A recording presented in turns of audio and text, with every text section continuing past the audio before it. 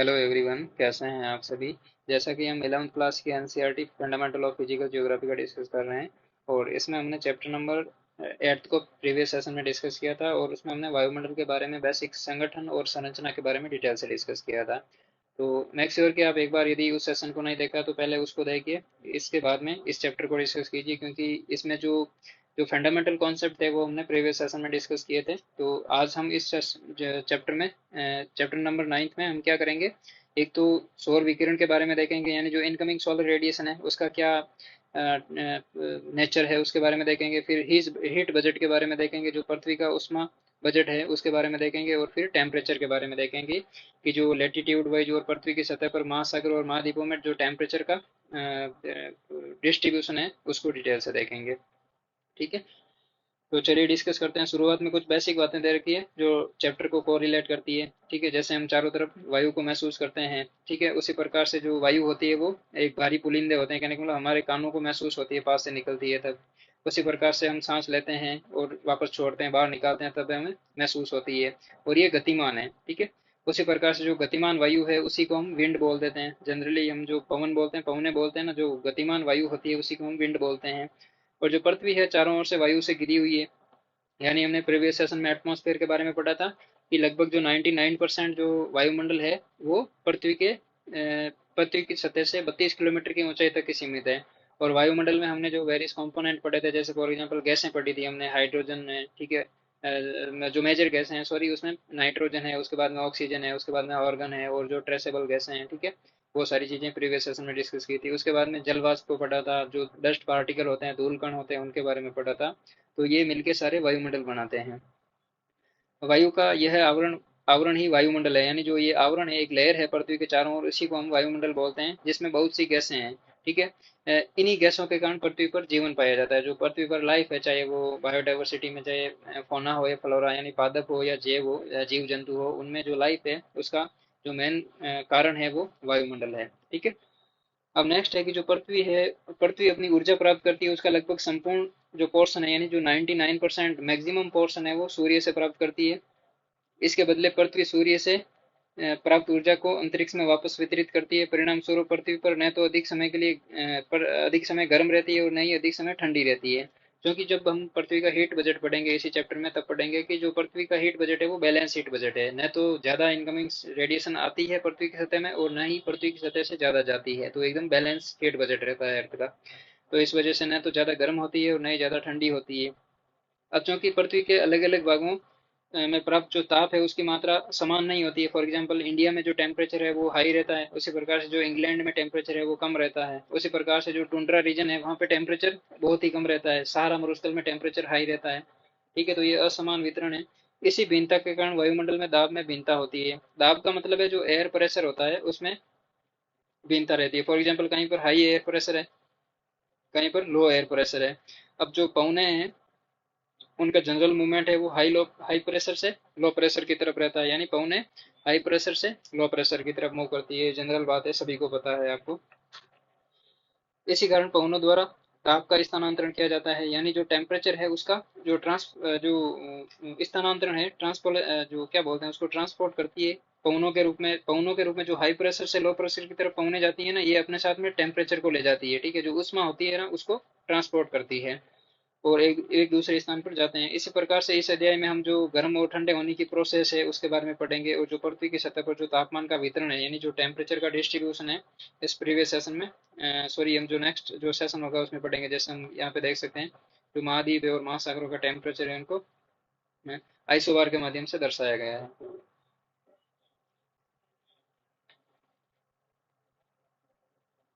इसी प्रकार से नेक्स्ट हमारा जो इम्पोर्टेंट टर्म है वो है सौर विकिरण। जो पृथ्वी पर हमें जो इनकमिंग सोलर रेडिएशन प्राप्त होती है वो मैक्सिमम शॉर्ट वेवलेंथ के रूप में प्राप्त होती है, यानी जो लघु तरंग दैर्ध्य है उसके रूप में आती है। ठीक है, तो जो पृथ्वी को प्राप्त होने वाली ऊर्जा है उसको आगामी सौर विकिरण यानी जो इनकमिंग सोलर रेडिएशन होती है उसके रूप में जानते हैं। और इनकमिंग सोलर रेडिएशन का एक छोटा सा पोर्शन है उसको हम सूर्य तप यानी इंसोलेशन बोलते हैं। ठीक है, तो यूजीसी नेट जेआरएफ में क्वेश्चन पूछा हुआ है इंसोलेशन क्या है। ठीक है, तो ये इनकमिंग सोलर रेडिएशन का एक पार्टिकल है, एक पार्ट है, इसको हम क्या बोलते हैं, एक बीम बोल सकते हैं एनर्जी का। ठीक है, तो इसको हम क्या बोलेंगे, इंसोलेशन।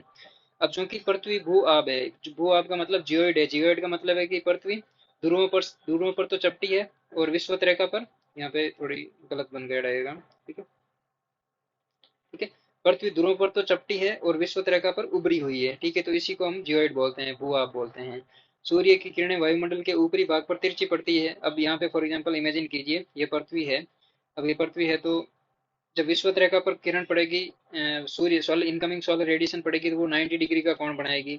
जैसे जैसे हम ध्रुवों की तरफ जाते हैं तो जो इनकमिंग सोलर रेडिएशन है उसका कोण घटता जाएगा। जैसे ही एकदम विषुवत रेखा पर चले, सॉरी, ध्रुवों पर चले जाएंगे तो जो इनकमिंग सोलर रेडिएशन है वो पूरी तिरछी हो जाएगी, ठीक है, जिसके कारण पृथ्वी और सूर्य के बीच कम अंश को ही प्राप्त कर पाती है। यानी जो एक तो विषुवत रेखा पर 90 डिग्री के रूप में एनर्जी इनकमिंग सोलर रेडिएशन गिरती है, तो जो मैक्सिमम जो कैपेसिटी है सोलर रेडिएशन की हीट की वो ज़्यादा प्राप्त होती है।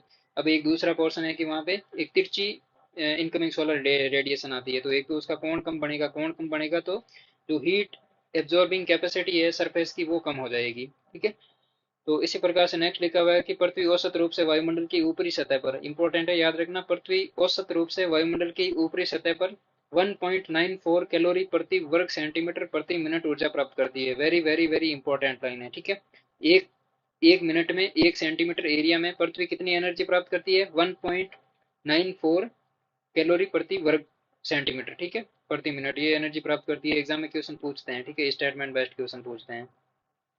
उसी प्रकार से वायुमंडल की ऊपरी सतह पर प्राप्त होने वाली ऊर्जा में प्रतिवर्ष थोड़ा सा परिवर्तन होता रहता है, ठीक है, चेंजेस आता रहता है। कभी पृथ्वी के उत्तरी अक्षांशों में शीत ऋतु होती है, कभी दक्षिणी अक्षांशों में उसी समय ग्रीष्म ऋतु होती है। तो जो मकर और कर्क रेखा के बीच में जो सूर्य की गति है उसके आधार पर चेंजेस आते रहते हैं। तो ये परिवर्तन थोड़े होते हैं लेकिन होते हैं, ठीक है। परिवर्तन पृथ्वी और सूर्य के बीच की दूरी के अंतर के कारण होते हैं, यानी जो चेंजेस आते हैं जो इनकमिंग सोलर रेडिएशन की किसी पर्टिकुलर लोकेशन पे, वो किस लिए आते हैं? पृथ्वी और सूर्य के बीच की दूरी की वजह से आता है। अब चूंकि 4 जुलाई को पृथ्वी और सूर्य के बीच में दूरी है वो मैक्सिमम होती है, ठीक है, यानी 15 करोड़ 20 लाख किलोमीटर की दूरी होती है। तो इस स्थिति को हम अपसोर कहते हैं, एपीहेलाइन बोलते हैं। उसी प्रकार से 3 जनवरी को पृथ्वी और सूर्य के बीच में जो डिस्टेंस होता है वो मिनिमम होता है। मिनिमम में का मतलब है कि 14 करोड़ 70 लाख किलोमीटर की डिस्टेंस होती है, इसको हम उपसौर बोलते हैं, पेरीहेलाइन बोलते हैं, ठीक है।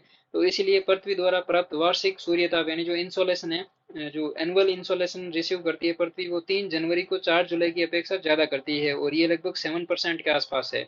यानी सूर्य सूर्य से जो पृथ्वी की सतह पर जो इनकमिंग सोलर रेडिएशन आता है वो 3 जनवरी को 7% ज्यादा होगा एज कम्पेयर टू 4 जुलाई, ठीक है। अब चूंकि 4 जुलाई को पृथ्वी और सूर्य के बीच में डिस्टेंस ज्यादा होती है, ठीक है। अब फॉर एग्जाम्पल ये है 4 जुलाई और ये है 3 जनवरी। अब 3 जनवरी को पृथ्वी और सूर्य के बीच में डिस्टेंस तो कम है लेकिन यहाँ पे रेडिएशन 7% ज्यादा प्राप्त हो रही है, क्योंकि दूसरी सिचुएशन है कि 4 जुलाई को पृथ्वी और सूर्य के बीच में डिस्टेंस है वो मैक्सिमम है लेकिन जो सोलर रेडिएशन है वो 7% कम प्राप्त होता है। ऐसा क्यों है, ठीक है। ऐसा इस डायग्राम में देखते हैं कि ये पृथ्वी है, यहाँ पे मान लेते हैं 4 जुलाई, और यहाँ पे मान लेते हैं 3 जनवरी, ठीक है, तो ये सूर्य है, ठीक है। अब यहाँ पे बनता है उपसौर और यहाँ पे बनता है अपसौर, ठीक है। अब अपसौर पे हमने पढ़ा था कि जो 15 करोड़ 20 लाख, ठीक है, ये इनकी 15 करोड़ 15.20 करोड़ मान लेते हैं, ठीक है। यहाँ पे गलत लिख दिया मैंने बहुत कुछ, ठीक है, सॉरी। तो यहाँ पे 15.20 करोड़ मान लेते हैं, ठीक है, और उपसौर के समय कितना होता है? 14.70 करोड़। अब चूंकि यहाँ पे देखिए जो सूर्य की किरणें हैं वो 3 जनवरी के आसपास यानी 22 दिसंबर के आसपास मकर रेखा पर प्राप्त कर सीधी पड़ती है, 90 डिग्री का कोण बनाती है। तो ऑब्वियस सी बात है यहाँ पर जो सोलर रेडिएशन है वो ज्यादा पड़ेगी, ठीक है। उसी प्रकार से 4 जुलाई के आसपास जो इनकमिंग सोलर रेडिएशन है वो कहाँ पे पड़ती है? ठीक है, कर्क रेखा पर ज्यादा पड़ती है, ठीक है। तो कर्क रेखा की तरफ 90 डिग्री का कोण बनाती है, तो इसी वजह से जो 3 जनवरी को जो इनकमिंग सोलर रेडिएशन है वो 7% ज्यादा प्राप्त करती है एज कम्पेयर टू उपसोर, ठीक है, 4 जुलाई के, ठीक है। तो ये बात इंपॉर्टेंट है, याद रखनी है। फैक्चुअल मतलब फैक्चुअल नहीं, बेसिक क्वेश्चन है, कॉन्सेप्ट है जियोग्राफी में ये, ठीक है। इसी प्रकार से जो सूर्य ताप में भिन्नता का यही प्रभाव दूसरे कारकों जैसे स्थल और समुद्र का वितरण है, जो इनकमिंग सोलर रेडिएशन है वो स्थल भाग और समुद्र भाग पर जो वितरण है उस पर भी प्रभाव पड़ता है। वायुमंडल परिसंचरण के द्वारा कम हो जाता है, यानी जो 7% कम ज्यादा वाला जो वेरिएशन आती है ना, ये किस वजह से? वायुमंडल के परिसंचरण के कारण। जो हमने हमने आगे हम पौने पढ़ेंगे, जो व्यापारिक पौने हैं, पछुआ पौने हैं, इनकी वजह से ये जो बैलेंस है वो बना रहता है। यही कारण है कि सूर्य ताप की भिन्नता पृथ्वी की सतह पर होने वाले प्रतिदिन मौसम परिवर्तन पर उनका जो अधिक प्रभाव है नहीं पड़ता है। ठीक है, कहने का मतलब 7% इनकमिंग सोलर रेडिएशन ज्यादा होने के बावजूद भी ज्यादा मौसम में और क्लाइमेट में चेंजेस नहीं आता है। उसका मेन कारण यही है कि जो वायुमंडल परिसंचरण होता है उसकी वजह से ये जो बैलेंस है उसको बना के रखती है। अब यहाँ पे नेक्स्ट इंपॉर्टेंट बात है, पृथ्वी की सतह पर सूर्य तप में भिन्नता, यानी जो पृथ्वी की सतह पर सूर्य तप में भिन्नता होती है उसके क्या कारण है। अब जैसे सूर्य तप है, इंसोलेशन है, वो हर एक दिन हर एक मौसम में और प्रतिवर्ष चेंज होता रहता है। यानी दिन के समय में ज़्यादा टेम्परेचर रहता है, रात के टाइम में कम हो जाता है। उसी प्रकार से मौसमी, जैसे ग्रीष्म ऋतु में ज़्यादा टेम्परेचर रहता है, शीत ऋतु में कम रहता है।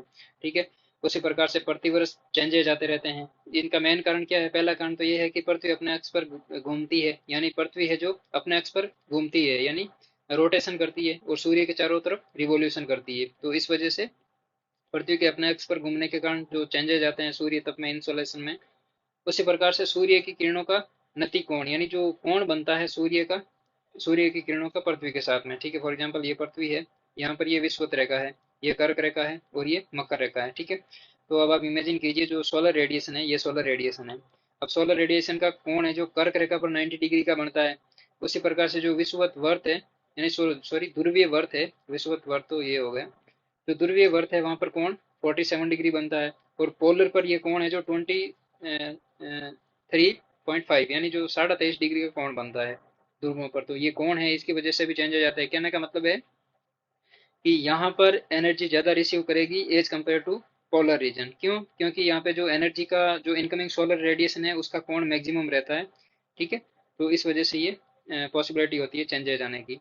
उसी प्रकार से नेक्स्ट इंपॉर्टेंट है कि दिन की अवधि, यानी 24 घंटे का जो एक टाइम पीरियड होता है उसमें 12 घंटे दिन होती है, 12 घंटे रात होती है। तो दिन के टाइम में मैक्सिमम सोलर रेडिएशन प्राप्त करता है। ठीक है, उसी प्रकार से वायुमंडल की पारदर्शिता, यानी जो ट्रांसपेरेंसी है एटमॉस्फेयर की, और स्थल का विन्यास, यानी स्थल का विन्यास का मतलब है कि उत्तरी जो गोलार्ध है वहां पर मैक्सिमम पोर्शन में हमें लैंड पोर्शन दिखता है, वहीं पर दक्षिणी गोलार्ध में मैक्सिमम पोर्शन है वहाँ पे वाटर बॉडीज है, ओशियन है। इस वजह से तो जो अंतिम दो कारण है इनका प्रभाव कम पड़ता है। क्यों कम पड़ता है? क्योंकि जो ट्रांसपेरेंसी है वो ज्यादा मैटर नहीं करती है। उसी प्रकार से जो स्थल का विन्यास है वो भी ज्यादा मैटर नहीं करता है। क्यों नहीं करता है?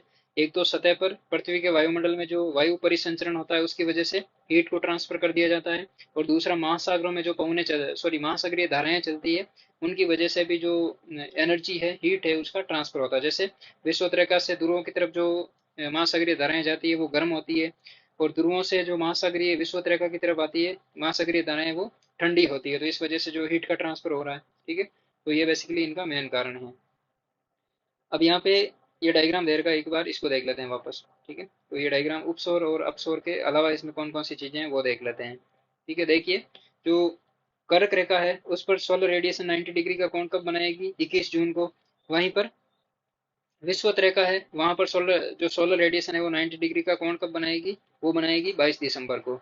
अब हमने एक चीज पढ़ी थी कि 3 जनवरी को उत्तरी गोलार्ध में और सॉरी 3 जनवरी को उपसौर बनता है और 4 जुलाई को अपसौर बनता है। ठीक है, तो ये मैक्सिमम और मिनिमम डिस्टेंस है पृथ्वी और सूर्य के बीच में। ठीक है, उसी प्रकार से जो वसंत विषु है वो कब बनता है? 21 मार्च को। ठीक है, उसी प्रकार से जो 23 सितंबर होता है वो भी वसंत विषु की डेट होती है। तो ये दक्षिणी आयनात और उत्तरी आयनात को याद रखना, ये कब बनते हैं। ठीक है, उत्तरायनात कब बनता है? 21 जून को। और दक्षिणी आयनात कब बनता है? 22 दिसंबर को। तो 21 जून को हम जो योग दिवस होता है, ठीक है, योगा डे, ठीक है, हम योग करते हैं उस दिन। ठीक है, तो ये 21 जून को, कहने का मतलब जो इनकमिंग सोलर रेडिएशन है वो 21 जून को ज्यादा देर तक प्राप्त होती है पृथ्वी को। अब नेक्स्ट इंपॉर्टेंट है कि यह तथ्य है कि पृथ्वी का अक्ष सूर्य के चारों ओर परिक्रमण की समतल कक्षा से 67.5 डिग्री का कोण बनाती है, जिस जो विभिन्न अक्षांशों पर प्राप्त होने वाले सूर्य ताप की मात्रा को प्रभावित करती है। यानी पृथ्वी अपने अक्ष पर 23.5 डिग्री झुकी हुई है। ठीक है, तो इस वजह से जो इनकम सोलर रेडिएशन है उसके कोण में भी चेंज आ जाता है। अब सूर्य तप की मात्रा को प्रभावित करने वाला दूसरा कारण पृथ्वी जो सॉरी किरणें होती है सूर्य की, उनके नति कोण। नति कोण का मतलब ये कोण बनाते हैं ना, 23.5 डिग्री, 47 डिग्री, 90 डिग्री, इन कोण की वजह से भी प्रभावित होती है इनकमिंग सोलर रेडिएशन। यह किसी स्थान के अक्षांश पर निर्भर करता है, यानी वो किस अक्षांश पर है। जैसे कर्क रेखा पर 90 डिग्री का कोण बना रही है, यहाँ पे मैक्सिमम हीट प्राप्त होगी। उसी प्रकार से 47 तो यहाँ पे कम एज कम्पेयर टू 90 डिग्री विषुवत रेखा। उसी प्रकार से जो यहाँ पे ध्रुवों पर 23.5 डिग्री का कोण बनाती है सूर्य की किरणें, तो यहाँ पे अपेक्षाकृत बहुत कम इंसोलेशन रिसीव करेगी। अक्षांश जितना उच्च होगा यानी ध्रुवों की तरफ होगा, किरणों का नतिकोण उतना ही कम होगा। देख लीजिए आप, ये एग्जांपल आपके सामने पड़ा है। यानी जैसे जैसे हम ध्रुवों की तरफ जाते हैं तो जो सौर किरणें हैं उसका कोण कम होता जाता है, 90 डिग्री, 47, 23.5 डिग्री। अतः सूर्य की किरणें तिरछी पड़ेगी। तिरछी किरणों की अपेक्षा सीधी किरणों कम स्थान पर पड़ती है, जिसके किरणों के अधिक क्षेत्र पर पड़ने के कारण ऊर्जा वितरण बड़े क्षेत्र पर होता है। यानी जब एक तो फॉर एग्जाम्पल एक ये सरफेस है और दूसरी ये सरफेस है। अब इमेजिन कीजिए यहाँ पे सोलर रेडिएशन गिरी, ठीक है। तो यहाँ पे सोलर रेडिएशन गिरेगी तो इनको कहने का मतलब रिफ्लेक्शन और रिफ्रैक्शन होने का टाइम नहीं मिलेगा, ठीक है, कहने का मतलब सिचुएशन नहीं होगी। तो यहाँ पे ये ज्यादा हीट को पृथ्वी की सतह एब्जॉर्ब कर लेगी। वहीं पर दूसरी तरफ दूसरी सतह है, ये ए है, ये बी है। दूसरी तरफ क्या होगा, सोलर रेडिएशन गिरेगी तिरछी, ठीक है, तो ये क्या करेगी, रिफ्लेक्ट या रिफ्रैक्शन हो जाएगा इसका। तो इस वजह से क्या है कि यहाँ पे जो इनकमिंग सोलर रेडिएशन है वो ज्यादा देर तक यहाँ रुकेगी नहीं, ठीक है, कहने का मतलब जो सोलर बीम होते हैं वो ज्यादा देर तक यहाँ ठहर नहीं पाते हैं, तो इस वजह से ये क्या है, वापस रिफ्लेक्ट कर जाते हैं, ठीक है। तथा प्रति इकाई क्षेत्र को कम ऊर्जा मिलती है, इस वजह से इस वाले क्षेत्र में प्रति इकाई कम ऊर्जा मिलती है एज कम्पेयर टू ए वाले रीजन के। इसके अतिरिक्त जो तिरछी किरणें होती है वो वायुमंडल को अधिक गहराई से गुजरना पड़ता है, ठीक है। अब वायुमंडल से अधिक गहराई से क्यों गुजरना पड़ता है, जैसे फॉर एग्जाम्पल, एक मिनट, ये सारी चीजें प्रैक्टिकली समझ लें तो आसान रहेगा, ठीक है। जैसे फॉर एग्जाम्पल ये वायुमंडल है, एक मिनट, ये वायुमंडल है, ठीक है। अब इमेजिन कीजिए यहाँ पे कर्क रेखा है और ये सूर्य की किरण आ रही है, ठीक है। तो अब इमेजिन कीजिए यहाँ पे जो डिस्टेंस है वो सिर्फ इतनी है, ठीक है, एज कम्पेयर टू इसके, ठीक है। तो ये इसकी लगभग डबल हो गई ना। जब ये सूर्य पृथ्वी की वायुमंडल में एंटर करती है तो उसके बाद में वायु की सतह तक टकराने की जो स्थिति होती है उसकी जो डिस्टेंस होती है इसमें भी तो फर्क है, ये लगभग डबल है, देख लीजिए आप, ठीक है, यहाँ से यहाँ तक और यहाँ से यहाँ तक। तो इसकी वजह से भी मतलब अधिक गहराई तक गुजरना पड़ता है इस वजह से। अतः अधिक अवशोषण, प्रकीर्णन और विसरण के कारण ऊर्जा का अधिक ह्रास होता है। यानी जितना कम टाइम लगेगा पृथ्वी की सतह पर टकराने में उतनी ही ऊर्जा बची जाएगी, ठीक है। लेकिन जितना ज्यादा टाइम लगेगा उस समय क्या होगा, या तो अवशोषण हो जाएगा, यानी जो जल वाष्प आता है वायुमंडल में, डस्ट पार्टिकल है, वो एनर्जी को एब्जॉर्ब कर लेंगे। उसी प्रकार से जो क्या बोलते हैं दूसरे जो गैसें हैं वो भी एब्जॉर्ब कर लेती है। फिर जो डस्ट पार्टिकल होते हैं उनकी वजह से जो सोलर रेडिएशन है उसका प्रकीर्णन हो जाता है, विसरण हो जाता है। विसरण का मतलब जो पौने बिखर जाती है, कहने का मतलब सिंपल भाषा में, ठीक है। तो ये चार सारी चीजें एक्टिविटीज होती है। अब सौर विकिरण का वायुमंडल से होकर गुजरना।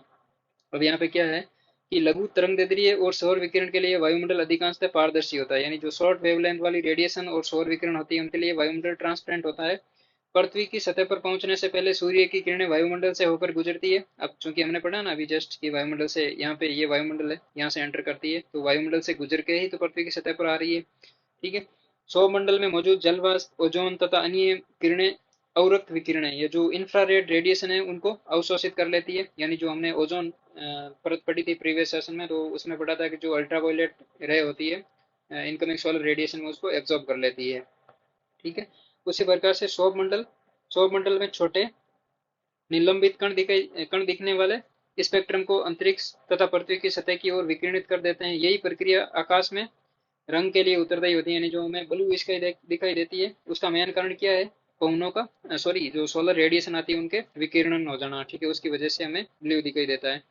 इसी से उदय और अस्त के समय सूर्य लाल दिखाई देता है और आकाश का रंग नीला दिखाई पड़ता है। ऐसा वायुमंडल में प्रकाश प्रकीर्णन द्वारा संभव होता है। यानी जो प्रकीर्णन होता है, डिफ्यूजन होता है इनकमिंग सोलर रेडिएशन का, उसकी वजह से होता है। नेक्स्ट है सूर्य तप का पृथ्वी की सतह पर स्थानिक वितरण। अब जो स्थानिक वितरण का मतलब है कि जो लोकेशनल डिस्ट्रीब्यूशन है उसको देखते हैं कि धरातल पर प्राप्त सूर्य तप की मात्रा उष्ण कटिबंध में 320 वोट प्रति वर्ग मीटर से लेकर ध्रुवों पर 70 वोट प्रति वर्ग मीटर तक की भिन्नता पाई जाती है। अब देख लीजिए, इमेजिन कीजिए यहाँ पर 90 डिग्री का कोण बना रही है, तो जितना ज्यादा कोण बनाएगी उतनी इनकमिंग सोलर रेडिएशन प्राप्त होगी। तो यहाँ पर तो ये कितनी है, 320 वोट प्रति वर्ग मीटर। वहीं पर ध्रुवों पर कितनी है, 70 वोट प्रति वर्ग मीटर है, ठीक है। तो ये याद रखना, एग्जाम में ये भी क्वेश्चन बनते हैं, ठीक है। एग्जाम में ऐसे स्टेटमेंट देंगे तो आपको उल्टा दे देंगे कि ध्रुवों पर 320 और विषुवत रेखा पर 70। ठीक है, तो ये भी चीजें नोटिसेबल है। सबसे अधिक सूर्यताप उपोष्ण कटिबंधीय मरुस्थल पर प्राप्त होता है, क्योंकि यहाँ जो मेघाच्छादन है, जो मेघाच्छादन है वो बहुत कम पाया जाता है। उष्ण कटिबंध की अपेक्षा विषुवत वर्त पर कम मात्रा में सूर्यताप प्राप्त होता है। सामान्यतः एक ही अक्षांश पर स्थित महाद्वीपीय भाग पर अधिक और महासागरीय भाग पर अपेक्षा पर कम मात्रा में सूर्यताप प्राप्त होता है। शीत ऋतु में मध्य एवं उच्च अक्षांशों पर ग्रीष्म ऋतु की अपेक्षा कम मात्रा में विकिरण प्राप्त होता है। अब यहाँ पे तीन बातें बोली। पहली बात बोली है कि जो पृथ्वी के कुछ अक्षांश होते हैं, जैसे फॉर एग्जाम्पल ये पृथ्वी है, ये विषुवत रेखा है, ठीक है, तो मध्य अक्षांश होता है, यहाँ पर इनकमिंग सोलर रेडिएशन ज्यादा प्राप्त होती है। क्यों होती है? क्योंकि यहाँ पे मेघाच्छादन ज्यादा नहीं होता, बहुत कम पाया जाता है। ठीक है, विषुवत रेखा पर ज्यादा होता है। ठीक है, और ध्रुवों पर कम क्यों पाई जाती है? ठीक है, ध्रुवों पर इनकमिंग सोलर रेडिएशन कम क्यों है? क्योंकि यहाँ पे तिरछा कोण बनाती है। उसी प्रकार से दूसरी बात बोली है कि महाद्वीपीय भागों की अपेक्षा महासागरीय भाग पर अपेक्षाकृत कम सूर्यता प्राप्त होता है। क्यों होता है? क्योंकि महाद्वीपीय जो भाग है वो एनर्जी को ज्यादा गहराई तक ट्रांसफर नहीं कर पाते हैं एज कम्पेयर टू महासागरीय भाग। अब जल में क्या है कि जो सोलर रेडिएशन है वो ज्यादा गहराई तक जाती है। उसी प्रकार से तीसरी बात बोली है कि शीत ऋतु में मध्य एवं उच्च अक्षांश पर ग्रीष्म ऋतु की अपेक्षा कम मात्रा में विकिरण प्राप्त होती है। ठीक है, तो ये ऑब्वियस सी बात है कि शीत ऋतु में मध्य और उच्च अक्षांश है, वहां पर अपेक्षाकृत टेम्परेचर कम पाया जाता है। ठीक है, तो जो मध्य और उच्च जो विषुवत रेखा है वहां पर टेम्परेचर हाई रहता है। ठीक है, शीत ऋतु में। ठीक है, उसी प्रकार से नेक्स्ट इंपॉर्टेंट बात है वायुमंडल का तापन और शीतलन। तापन का मतलब हीटिंग और शीतलन का मतलब ठंडा, कूलिंग। तो ये कैसे होता है? वायुमंडल के गर्म और ठंडा होने के अनेक तरीके हैं, जिसमें से पहला है प्रवेशी सौर विकिरण के गर्म होने के बाद में पृथ्वी सतह के निकट स्थित वायुमंडलीय परतों में दीर्घ तरंगों के रूप में ताप का संचरण होता है। ठीक है, यानी जो लॉन्ग वेव रेडिएशन आती है, पृथ्वी के संपर्क में आने वाली वायु धीरे धीरे गर्म होती है। निचली परतों के संपर्क में आने वाली वायुमंडल की ऊपरी परतें भी गर्म हो जाती है। यानी ये दो तीन लेयर हैं, जब ये गर्म होगी तो धीरे धीरे ये भी ऊपरी वाली ए लेयर गर्म होने के बाद में बी लेयर का नंबर आएगा, ऐसे सी लेयर का, तो ऐसे करके हीट का अपवर्ड मूवमेंट होता है। इस प्रक्रिया को चालन कहते हैं, यानी कंडक्शन कहा जाता है। चालन तभी होता है जब असमान ताप वाले दो पिंड एक दूसरे के संपर्क में आते हैं और गर्म पिंड एवं ठंडे पिंड की ओर ऊर्जा का प्रवाह चलता है, यानी गर्म पिंड से ठंडे पिंड की तरफ ऊर्जा का प्रवाह चलता है। फॉर एग्जाम्पल ये दो कॉलम है, ये अपेक्षाकृत हॉट है, ठीक है, और ये कोल्ड है। तो ये दोनों जब पास में आएंगे तो जो एनर्जी है वो हॉट से कोल्ड की तरफ जाएगी, और ये जब तक जाएगी तब तक दोनों का जो टेम्परेचर है वो इक्वल नहीं हो जाएगा। यानी ऊर्जा का स्थानांतरण तब तक होता रहता है जब दोनों पिंडों का तापमान एक समान नहीं हो जाता, अथवा इसमें अथवा इनमें संपर्क टूट नहीं जाता। यानी या तो टेम्परेचर दोनों में इक्वल हो जाएगा या दोनों में डिसकंटिन्यूटी आ जाएगी। ठीक है, तो इस वजह से जब तक डिसकंटिन्यूटी या टेम्परेचर इक्वल नहीं होगा तब तक ये समान रहेगा। ठीक है, मतलब कहने का मतलब समान इक्वलिटी लाने की पॉसिबिलिटी रहेगी यहाँ पे, टूट नहीं जाता। वायुमंडल की निचली परतों को गर्म करने करने में चालन यानी जो कंडक्शन है उसका वो महत्वपूर्ण है। ठीक है, पृथ्वी के संपर्क में आई वायु गर्म होकर धाराओं के रूप में लंबवत उड़ती है और वायुमंडल के ताप का संचरण करती है। लंबवत उड़ने का मतलब है जो for example incoming solar radiation है विषुवत रेखा पर आती है। ठीक है, जो व्यापारिक पवनें आती है वो वापस ऊपर उठ जाती है। वायुमंडल में लंबवत तापन की यह प्रक्रिया कन्वेक्शन कहलाती है, और ऊर्जा के स्थानांतरण का यह प्रकार केवल सौर मंडल तक के सीमित रहता है। यानी सौर मंडल हमने पढ़ा था ना, विषुवत रेखा पर 13 किलोमीटर और ध्रुवों पर 8 किलोमीटर, एवरेज इसकी हाइट है वो 10 किलोमीटर है। तो ये विषुवत रेखा पर इतनी हाइट क्यों होती है? क्योंकि यहाँ पे संवहनीय धाराएं ज्यादा ऊंचाई तक जा पाती है as compared to polar region. उसी प्रकार से वायु के क्षैतिज संचलन से होने वाला ताप का स्थानांतरण अभिवहन कहलाता है, एडवेक्शन कहलाता है। लंबवत संचरण संचलन की अपेक्षा वायु का क्षैतिज संचलन अपेक्षाकृत रूप से अधिक महत्वपूर्ण है। मध्य अक्षांशों में दैनिक मौसम में आने वाली भिन्नता केवल अभिवहन का कारण है। यानी जो मिडिल लेटीट्यूड है वहां पे टेम्परेचर वेरिएबिलिटी आती है, उसका मेन कारण क्या है? एडवेक्शन यानी अभिवहन। उष्ण कटिबंधीय प्रदेशों में विशेषतः उत्तरी भागों में, जो भारत के उत्तरी भाग है वहां पर गर्मियों में चलने वाली स्थानीय पवन है वो लू है, वो किसका भाग है? अभिवहन का भाग है। अब आपको एग्जाम में क्वेश्चन पूछ लेंगे यदि नहीं पूछा हुआ है तो, और ये इंपॉर्टेंट फैक्ट है कि जो लू है वो किसका पार्ट है? ये चालन का एग्जाम्पल है, या संवहन का एग्जाम्पल है, या अभिवहन का एग्जाम्पल है? ठीक है, या इनमें से कोई नहीं है? चार ऑप्शन तो देंगे आपको। ठीक है, तो ये इस टाइप के क्वेश्चन बनते हैं एग्जाम में, और बहुत मतलब रेयर केस होता है कि ऐसे क्वेश्चन गलत होते हैं। ठीक है, यदि आपके कॉन्सेप्ट अच्छे से क्लियर हो। अब नेक्स्ट है यहाँ पे पृथ्वी द्वारा प्राप्त प्रवेशी सौर विकिरण जो लघु तरंगों के रूप में होती है, पृथ्वी की सतह को गर्म करती है। यानी जो इनकमिंग सोलर रेडिएशन होती है वो शॉर्ट वेवलेंथ की होती है, ठीक है, एज कम्पेयर टू आउटगोइंग जो वेवलेंथ सॉरी रेडिएशन होती है, ठीक है। उसके बाद में नेक्स्ट है कि पृथ्वी स्वयं गर्म होने के बाद एक विकिरण पिंड बन जाती है जो वायुमंडल में दीर्घ तरंगों के रूप में ऊर्जा को विकिरण करती रहती है। अब फॉर एग्जांपल इमेजिन कीजिए पृथ्वी पर सोलर रेडिएशन प्राप्त हुई शॉर्ट वेव रेडिएशन के पॉइंट ऑफ व्यू से। अब पृथ्वी का हीट बजट है वो एकदम मैक्सिमम जो इक्विलिब्रियम आ गया हीट बजट का, तो पृथ्वी क्या करेगी वापस जो लॉन्ग वेव रेडिएशन है उसके माध्यम से जो ऊर्जा है उसका विकिरण करने लगेगी। ये ऊर्जा वायुमंडल को नीचे से गर्म करती है। यह प्रक्रिया पार्थिव विकिरण कहलाती है। यानी जो फॉर एग्जांपल ये लेयर है, ठीक है, ये 4-5 लेयर है और ये पृथ्वी की सतह है, तो पहले लेयर ये गर्म होगी, उसके बाद में ये होगी, ठीक है, ये होगी, तो ये जो लेयर का जो अपवर्ड मूवमेंट है एनर्जी का, वो किसकी वजह से, पार्थिव विकिरण की वजह से। तो इंपॉर्टेंट है, याद रखना, ठीक है। अब नेक्स्ट हमारा जो इंपॉर्टेंट पॉइंट है वो है कि दीर्घ दीर्घ तरंगदैर्ध्य विकिरणीय विकिरण वायुमंडलीय गैसों मुख्यतः कार्बन डाइऑक्साइड एवं अन्य ग्रीन हाउस गैसों द्वारा अवशोषित कर लिया जाता है। इस प्रकार वायुमंडल पार्थिव विकिरणों द्वारा अप्रत्यक्ष रूप से गर्म होता है, न कि सीधे सूर्य तप से, ठीक है। यानी पहले सोलर रेडिएशन पृथ्वी की सतह से टकराती है, फिर पार्थिव विकिरणों के रूप में वापस पृथ्वी की सतह से पहुंचने जाती है, सॉरी एनर्जी जाती है, इस वजह से वायुमंडल गर्म होता है, ठीक है। तो तदुपरांत वायुमंडल विकिरण द्वारा ताप को अंतरिक्ष में संचरित कर देता है। इस प्रकार पृथ्वी का सतह वायुमंडल का तापमान स्थिर रहता है, ठीक है। तो अब यूजीसी नेट में क्वेश्चन पूछा हुआ है कि सूर्य के ढलने के बाद में भी जो ऊपरी वायुमंडल है वो कुछ देर तक के लिए गर्म रहता है, हीटिंग एनर्जी प्राप्त करता है, वो किस वजह से प्राप्त करता है, ठीक है। तो यदि आपका ये कॉन्सेप्ट क्लियर है कि जो वापस विकिरण होता है ताप का अंतरिक्ष में, ठीक है, यहाँ पे लिखा हुआ है ना कि इसी प्रकार वायुमंडल पार्थिव विकिरण द्वारा अप्रत्यक्ष रूप से गर्म होता है, न कि सीधे सूर्य तप से। बस यही लाइन है और वो यूजीसी नेट में एक 2 नंबर का क्वेश्चन पूछा हुआ है आपसे, ठीक है। तो एनसीईआरटी का इंपॉर्टेंस आपको कितना इंपॉर्टेंट लग रहा है वो आप देख सकते हैं, ठीक है। अब नेक्स्ट है यहाँ पे जो पृथ्वी का उष्मा बजट है, ठीक है। पृथ्वी का उष्मा बजट हम नेक्स्ट वर्ग सेशन में करेंगे, इसमें ज़्यादा लेंदी हो जाएगा टॉपिक, और हीट बजट इंपॉर्टेंट भी है, तो एकदम फ्रेश माइंड से इसको अच्छे से करेंगे वापस, ठीक है। तो ये हमने आज कौन कौन सी चीज़ें पढ़ी। एक तो हमने जो मेजर पोर्शन है वो यहाँ पे पढ़ा कि जो इनकमिंग सोलर रेडिएशन होती है वो शॉर्ट वेवलेंथ वाली होती है, जिनको सूर्य तप, जिनका एक पार्ट होता है उनको सूर्य तप बोलते हैं। उसी प्रकार से जो इम्पोर्टेंट टर्मिनोलॉजी हमने पढ़ी है, एक बार ये जो रेडनेस है इसको थोड़ा कम करते हैं, कुछ चीज़ें दिखे तो, यानी जो एक ये इंपॉर्टेंट लाइन है कि 1.94 कैलोरी प्रति वर्ग सेंटीमीटर प्रति मिनट ऊर्जा प्राप्त करती है पृथ्वी, ठीक है। पृथ्वी का औसत वायुमंडल, सॉरी वायुमंडल का ऊपरी सतह, ठीक है। उसी प्रकार से जो अपसौर होता है उसमें वो 4 जुलाई को बनता है। पृथ्वी और सूर्य के बीच में डिस्टेंस 15 करोड़ 20 लाख किलोमीटर होती है। उसी प्रकार से जो उपसौर बनता है, यानी अपसौर का मतलब एपीहेलाइन और उपसौर का मतलब पेरीहेलाइन, तो ये टर्म इंग्लिश वाली भी याद रखनी है, एग्जाम में अपसौर और उपसौर नहीं देकर आपको एपीहेलाइन और पेरीहेलाइन पूछ लेंगे। तो जो पेरीहेलाइन होता है उसमें 14 करोड़ 70 लाख किलोमीटर दूर होती है पृथ्वी और सूर्य के बीच में जो डिस्टेंस होती है, ये 3 जनवरी को सिचुएशन बनती है। उसी प्रकार से जो वेरी वेरी इंपॉर्टेंट टर्म है वो है 3 जनवरी को 4 जुलाई की अपेक्षा अधिक इंसोलेशन प्राप्त करती है पृथ्वी, ठीक है। उसी प्रकार से यहाँ पे ये कुछ जो फैक्टर दे रखे हैं, ठीक है, जिनकी वजह से इंसोलेशन में भिन्नता आती है, ठीक है। और यहाँ पे 2 चीजें याद रखने वाली है इस डायग्राम में, बाकी कुछ नहीं है, बाकी छोड़ देना। पहला है उत्तर आयनात कब बनता है, 21 जून को। दक्षिण आयनात कब बनता है, 22 दिसंबर को। बस बात खत्म। उसी प्रकार से जो पृथ्वी का जो झुकाव है, टिल्टेड है, वो 23.5 डिग्री है, ठीक है। तो 60 डिग्री का कोण बनाती है समतल कक्ष से, ठीक है।